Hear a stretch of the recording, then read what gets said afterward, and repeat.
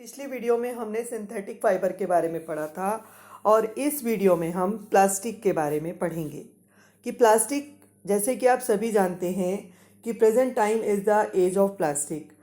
Almost जितने भी domestic items हैं वो सभी प्लास्टिक के बने होते हैं। तो आखिर प्लास्टिक है क्या? Plastics are polymers in which the monomers are arrange in a linear manner और दो they may be cross linked.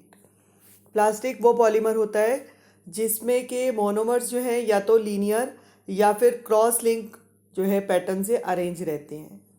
Linear arrangement और क्रॉस लिंक क्या है, इसकी पिक्चर मैं अभी आपको दिखाती हूँ।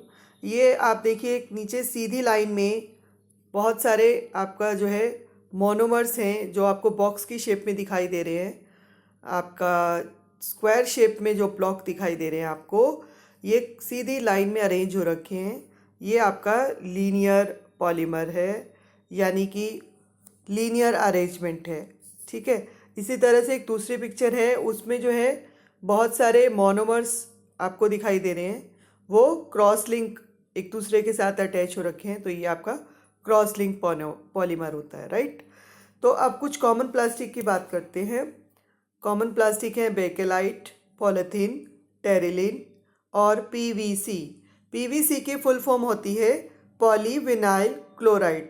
ये अक्सर क्वेश्चंस पूछा जाता है कि पीवीसी की फुल फॉर्म क्या होती है, तो आंसर है आपका पॉलीविनाइल क्लोराइड। प्लास्टिक जो होता है ये वो सिंथेटिक मटेरियल होता है जो कि गर्म करने के बाद सॉफ्ट हो जाता है और आप फिर इसको दोबारा से किसी और शेप में जो है, किसी भी डिज़ायर्ड शेप में आप इसको मोल्ड कर सकते हैं। ठीक है। और उसके बाद ये बाद में ये ठंडा होने के बाद वापस हार्ड हो जाता है। तो जो इसकी जो ये प्रॉपर्टी है जिसमें ये आसानी से मोल्ड होकर शीट्स में या वापस फाइबर में भी कन्वर्ट हम इसको कर सकते हैं, तो इसकी ये जो प्रॉपर्टी है इसको हम प्लास्टिसिटी बोलते हैं। ठीक है। अब हम बात करते हैं काइंड ऑफ प्लास्टिक की, कि on the basis of their reaction to heat plastic are classified into two types. दो टाइप के प्लास्टिक होते हैं। First is thermoplastic and second is thermosetting plastic. तो थर्मोप्लास्टिक और थर्मोसेटिंग प्लास्टिक में क्या डिफरेंस है? थर्मोप्लास्टिक जो होते हैं दे कैन बी सॉफ्टन, यानी कि वो सॉफ्ट पड़ जाते हैं। अगर उनको हीट मिलती है तो वो सॉफ्ट हो जाते हैं और फिर मेल्ट भी हो जाते हैं। जबकि थर्मोसेटिंग में ऐसा नहीं होता, वो ना तो सॉफ्ट होते हैं ना वो मेल्ट होते हैं। वो फिर सीधा अगर आप उनको हाई फ्लेम पर करेंगे, टेम्परेचर देंगे, तो वो खराब हो जाएंगे, बर्न हो जाएंगे। ठीक है। और जो थर्मोप्लास्टिक होता है ये मोल्डेड रिपीटेडली, मतलब इसको आप मोल्ड भी किसी और शेप में भी अगर आप इसको मोल्डेड करना चाहें तो वो कर सकते हैं। जबकि थर्मोसेटिंग में ऐसा नहीं होता, वो सीधा बर्न हो जाते हैं और फिर ख़राब हो जाते हैं। उसको आप किसी डिज़ायर शेप में चेंज नहीं कर सकते। थर्मोप्लास्टिक जो होते हैं वो कई लॉन्ग चेन पॉलीमर्स होते हैं, नो क्रॉस लिंकिंग होती है।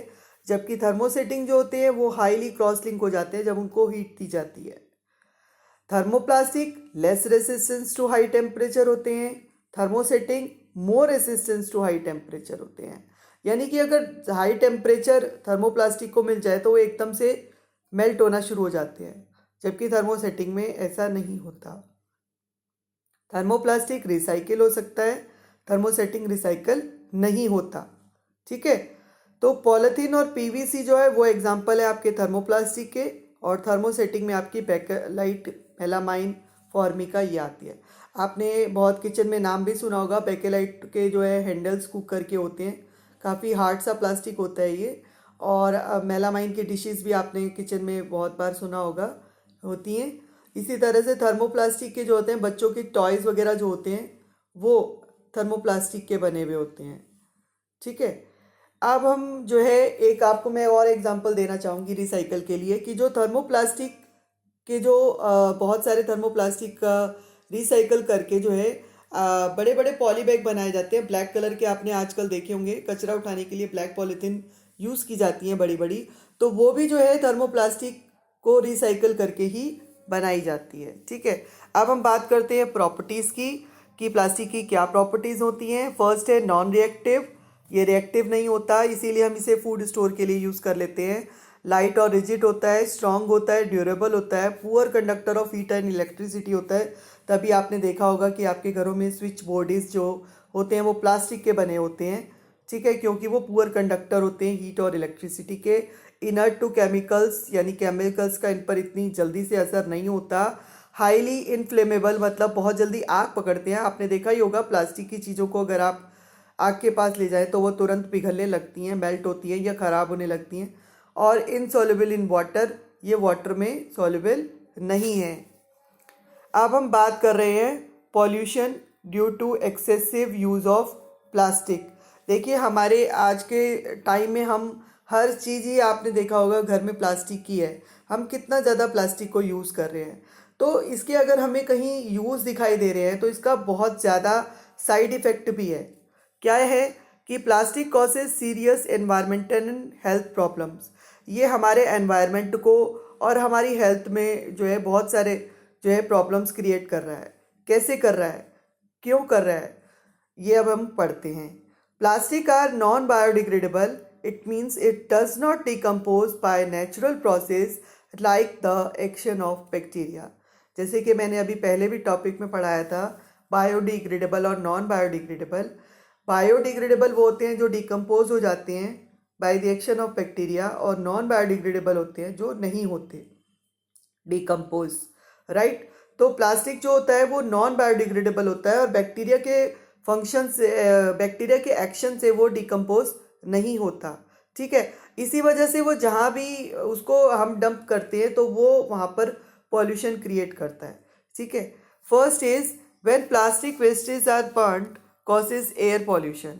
जब प्लास्टिक को हम बर्न करते हैं तो एयर पॉल्यूशन कैसे क्रिएट हो रहा है कि हमने बर्न किया, तो आपने देखा होगा जब भी हम प्लास्टिक को जलाते हैं तो उसमें से स्मोक निकलता है, बहुत काला काला धुआं निकलता है, क्योंकि वो उसके अंदर कार्बन कंपाउंड होते हैं, ठीक है।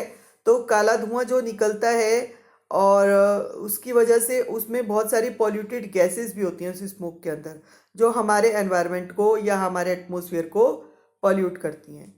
सेकेंड है plastic wastage are dumped in water causes water pollution. अगर हम इसको वाटर में डंप करते हैं तो वाटर पॉल्यूशन हो जाता है। अगर हम इसको सॉइल में डंप करते हैं तो सॉइल पोल्यूशन होता है, because they are non biodegradable.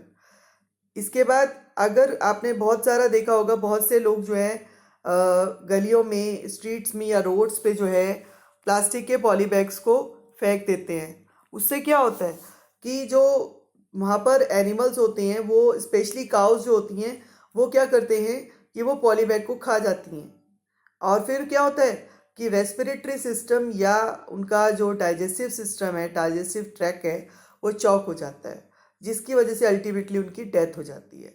तो ये भी एक बहुत बड़ा इशू हो जाता है कि प्लास्टिक्स के जो आपका बैग्स हैं, या उनको आपको इस तरह से गलियों में नहीं फेंकना चाहिए, उनको प्रॉपर मैनर से डिस्पोज करना चाहिए।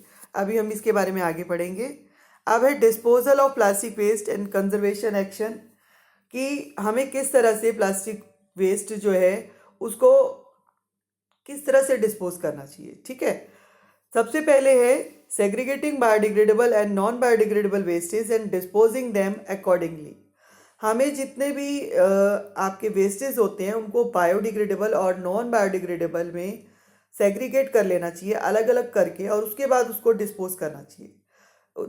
सेकेंड है disposing plastic in proper places, not in sewage system on road and street और इन बैरन लैंड्स। आपको कहीं पर भी प्लास्टिक को इस तरह से नहीं फेंकना चाहिए, उसको प्रॉपर प्लेस पे डिस्पोज करना चाहिए, ठीक है। थर्ड है कि 5 Rs, यानी रिफ्यूज़, रिड्यूस, रीयूज़, रिसाइकल और रिकवर का यूज़ आपको करना। ये 5 R होते हैं, इस तरह से आपको इनका करना चाहिए यूज़, कि किस तरह से आपको इनको रिड्यूस, प्लास्टिक को रिड्यूस करना चाहिए। जैसे आजकल हमारी गवर्नमेंट इस पे एक्शन भी ले रही है, पॉली बैग सब मार्केट में कम आ रहे हैं, ठीक है।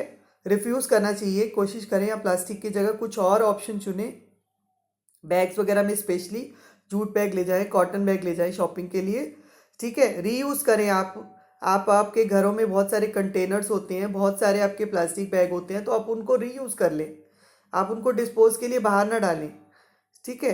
तो इस तरह से हम इनका 5 Rs को यूज़ करके हम प्लास्टिक का जो डिस्पोज करने का है उसको हम कर सकते हैं, सही तरीके से उसका प्लास्टिक को हम यूज़ कर सकते हैं। अब है फोर्थ पॉइंट, इंसिनरेशन और बर्निंग ऑफ प्लास्टिक। इंसिनरेशन क्या होता है कि इसमें इंसिनरेशन जो है ये वो प्रोसेस होती है जिसमें हम बहुत सारा प्लास्टिक जो है बहुत ही हाई टेम्परेचर पर उसको बर्न किया जाता है, जिससे क्या होता है कि जो वेस्टेज होता है उसका वॉल्यूम रिड्यूस हो जाता है और उसमें से जो निकलने वाली गैसेज हैं, पॉल्यूटेड गैसेज जो होती है, हार्मफुल गैसेज हैं, वो ब्रेक डाउन हो जाती हैं, जिससे क्या होता है जो हमारा एटमॉस्फेयर है वो भी जल्दी से पॉल्यूटेड नहीं होता। तो ये इंसिनरेशन की प्रोसेस जो है ये यूज़ हमें करनी चाहिए। ये फैक्ट्रीज़ वगैरह में जो है बाहर के देशों में यूज़ की जाती है। तो इस प्रोसेस को भी हम करने से क्या होता है कि प्लास्टिक का वेस्ट भी कम होता है और साथ ही साथ पॉल्यूशन भी कम होता है। तो इस तरह से हम प्लास्टिक को, जो प्लास्टिक का वेस्ट है उसको डिस्पोज कर सकते हैं, राइट। तो उम्मीद करती हूँ आपको चैप्टर बहुत अच्छे से समझ आया होगा।